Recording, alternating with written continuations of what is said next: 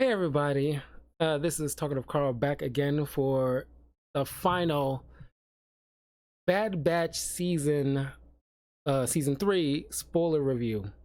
Initially, I wasn't planning on doing that because I didn't really care how the first season of Bad Batch was like amazing, and parts of season 2 were great, and other parts were not. And now it's just like I don't know. You see, like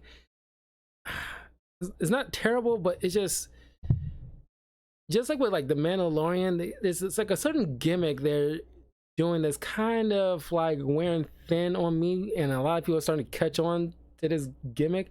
I'll get into that in a second, but please like and subscribe, share this with your friends, leave a comment below. Helps with the algorithm, helps with the channel. Uh, as I was saying, this gimmick where it's just like you see in like a video game where it's like retrieve an item, go to this place, retrieve an item, or I can't do this without this thing, so you go there. Fetch quest, that was the term I was looking for. Fetch quest.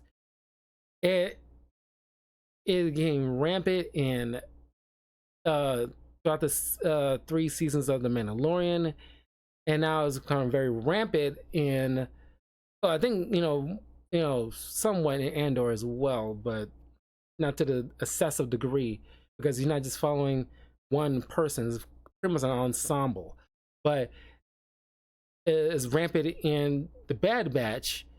And personally, I like the animations, Star Wars stuff more so than live action, even though I love the Mandalorian. But I don't know, I'm more partial with the animation style of stuff. Like Tales of the Jedi, I'm looking forward to, because that's coming up pretty soon. But they're more following two particular villains, or like it says Tales of the Empire. But one of them being that witch lady that you saw in Ahsoka. That uh, the two Jedi broke out of prison in her younger years, and then another Jedi third, second, whatever sister, uh, and following particularly those two.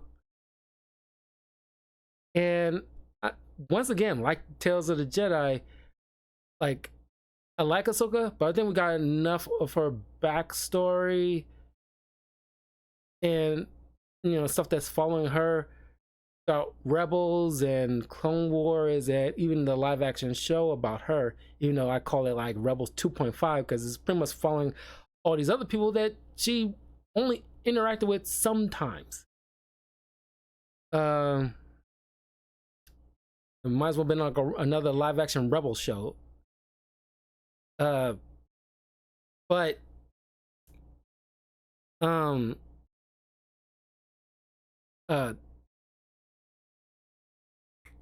all right, where I was going with this, but oh yeah, but the Dooku stuff was a lot more fun because we didn't get much about Dooku's part of stuff prior to episode 1 or leading to episode 1.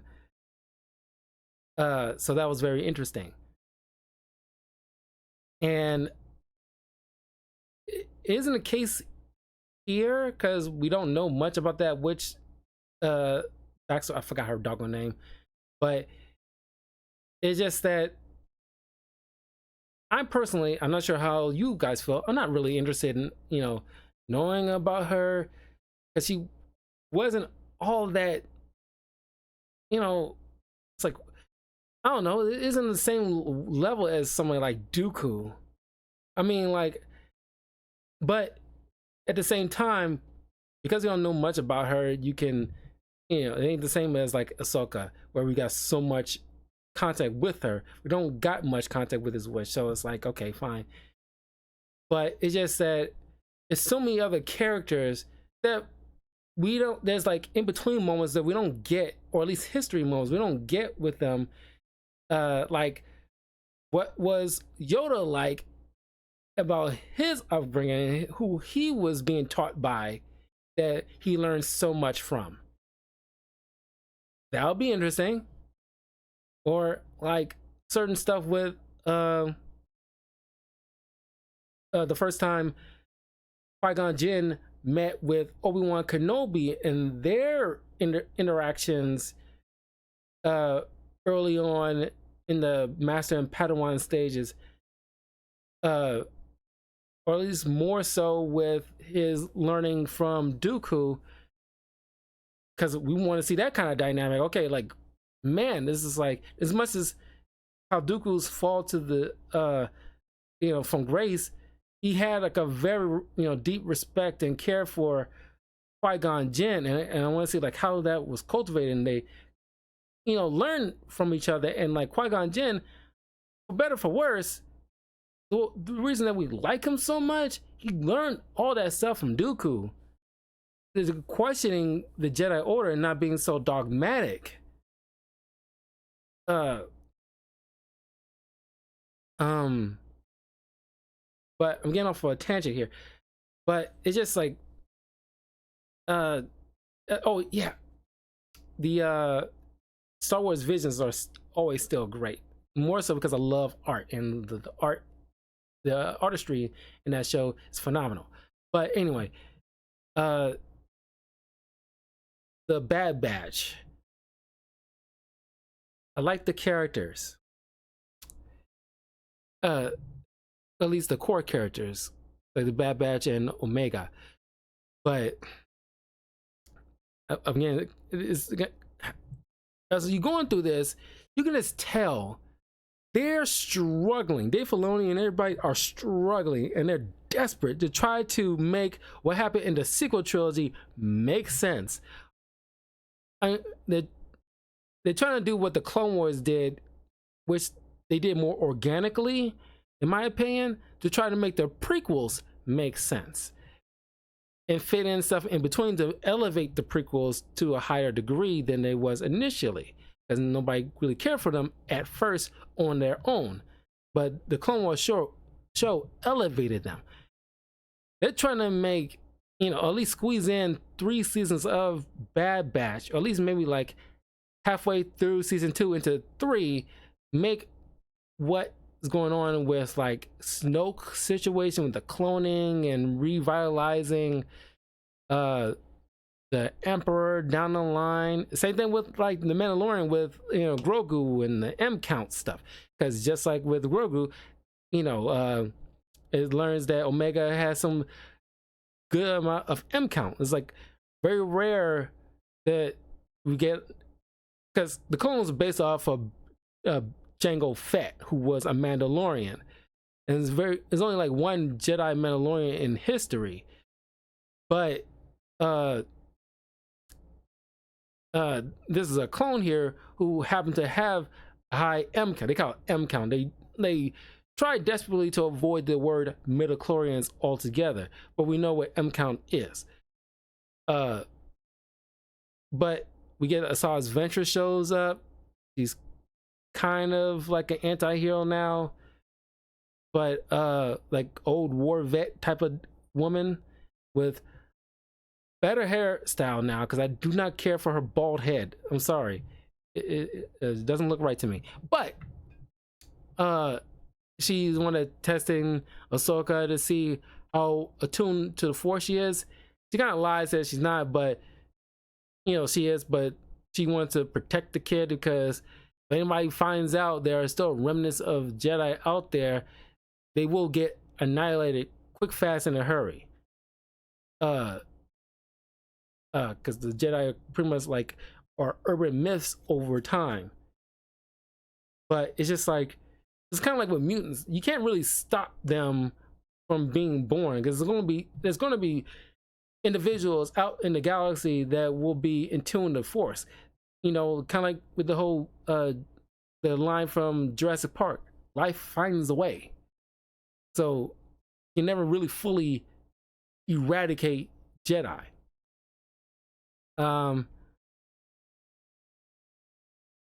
But aside from the annoying fetch quest stuff, which is, like I said, rampant, everybody's got to find somebody, or they gotta, I don't know, it's annoying.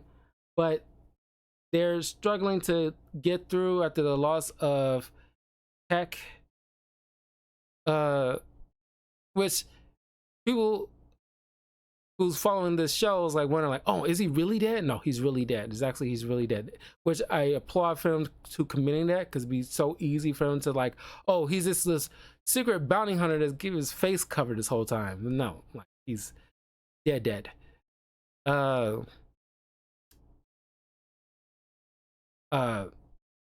also a situation with because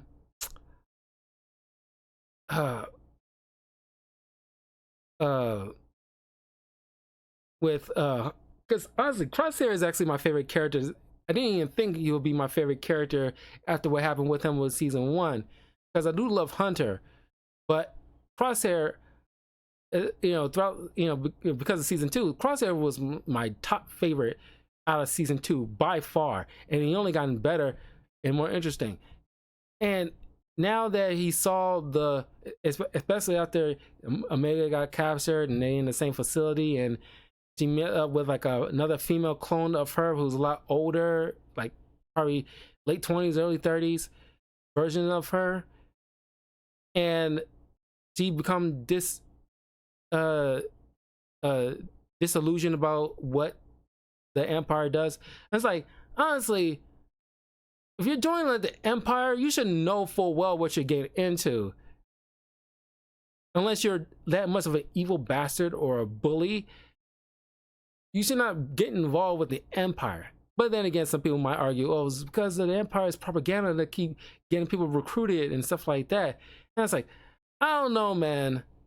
At a certain level, if you become a civilian before you even consider, sign up to become like a like member of the Empire or whatever like that, you should be like near people, seeing like stormtroopers bullying or messing with the common people, and you're just like, I don't know, you'd be like, oh, I ain't doing over that, and they just doing, or I don't know, some might be recruiting to like try to change the system on the inside and blah blah blah or whatever. No, only people should be signing up should be just like bullies and bastards or psychopaths or something like that, because like they all in on becoming part of this Empire to do whatever they want and blah blah blah.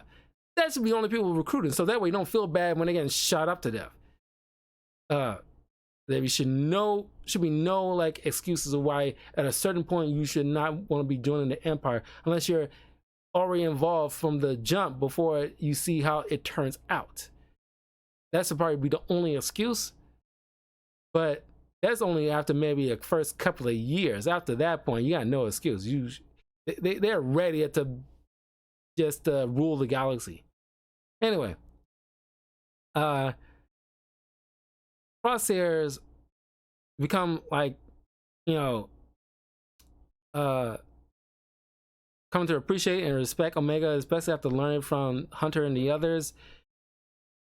And so they both help each other break out, and they rejoin with the team. Of course, it's like a tough nut to crack, because after Crosshairs like betrayal and the loss of Tech, it's like hard to trust, but they slowly earned his trust back and everything like that. And he became to like appreciate Omega and look at her like a sister, even though there was like a joke she made about like, technically I'm older than all you guys, so technically you guys be my little brothers. I thought that was pretty funny. But it pretty much like a family and everything like that. But after trying to save the others from getting hurt, she surrendered herself. Then you see all these other little kids who I guess have remnants of force powers, because they hire bounty hunters to find and track young kids who might have be in tune with the Jedi. And as in one, it was like actually a little baby koala looking thing. It's like, I hate anything that might happen to babies. Like, I do not care for that stuff. That always bothers me. But thanks to her training, Omega managed to break out once again with these kids in tow, and the doctor lady forgot her name, helps, them off. And then the Comorian woman who talks super slow, like, Omega needs your help. Please take this. Escape. I will appreciate that. And it's like, wow. And somebody pointed it out to me, and it's like, wow, she talks slow. I didn't really like. I know I kind of got used to it, the Chameleons talking like that, but it's just like when somebody just voices it out loud, like, wow, they talk really, really slow. And it's like, you're kind of right. They do kind of talk really, really slow. It's like some people who might be impatient with expecting, like, I'm shocked nobody said, like, can you speed it up and get to your point already? But she sacrifices herself in order to destroy any kind of right before Grand Admiral Tarkin, or just Grand Admiral Tarkin, yeah, before Tarkin shows up, a lot of the data is destroyed, and Omega escape along with the kids, so they have to reallocate funds to Stardust. If you know Rogue One, that's going to mean the Death Star, because they're tired of using, like, the whole putting funds into the whole clone situation, because that's a bust. Like I said, this is gonna be very quickly because I didn't really care all that much for this season, so I'm glad they kind of saw the writing on the walls, and it's like, okay, let's make this the final season. It's a long season, but I'm glad they kind of wrapped it up. But they spent the bulk of it. They could have trimmed this down, honestly, by half, because they spent the bulk of it, because it's like 20 episodes, 24, something like that. They spent the bulk of it doing these fest quests or finding people or whatever. And it's like, I don't care about this episode. Just get to the point, or stick together, or do something. I don't know. It is, but they finally destroyed the massive facility, and so that way nobody, and the guy running it, I forgot his doggone name, great character regardless, but it's like he's dead. A lot of the, brainwashed clones underneath his thrall or anybody there, all gone. So now it's like they're like a unit now. Fast forward, probably like, what is that, mega, like maybe like 10 years. We don't see anybody else but Hunter. Now is a little older. Omega is probably like in her mid-20s, and she's now going to join the rebellion, whereas now at this point being kicked off, where I imagine it has to be, after Rogue One or during the moments of episode of, or at least New Hope era, where she's joining the rebellion against the Empire. So I'm glad we get this little nice wrap up. And matter of fact, I think, because I'm not sure what happened to Crosshair, but I think because Rex was part of like the rebellion. It's like an image of him, like very old and a very bushy white beard, in like during the battle on Endor. There's like an image of that, and I think they kind of retcon that to be him, because that wasn't, I'm pretty sure that wasn't really him, but he was like a no name, so they just kind of glob on to that. I'm fine with it, it's fine. But I think Wrecker was older, and I'm pretty sure him and that Deadpool-esque type of wacky clone was on the desert planet, where like the rebels, or at least from the rebel show, those guys showed up and met up with those other clones on that desert. I'm pretty sure Wrecker was there among them. I could be wrong, because they do age eventually. But yeah, that's like my quick thoughts on that. It wasn't gonna be this long of a review. I just like, it's fine. Oh yeah, like You see a moment where, because of torture and trauma, Crosshairs, his like he's a sniper. His hands kind of like fidgeting, so he can't really aim completely straight. He ends up getting his hand cut off in a fight trying to rescue Omega, and so now because there's a lot of limbs getting lost in Star Wars as a whole, so it's kind of par for the course. But now he doesn't worry about like that issue, but he always can get a prosthetic like Luke. But yeah, it's fine. I'm kind of glad it's kind of over. Because when they announced like Bad Batch, really wasn't like gonna be like totally in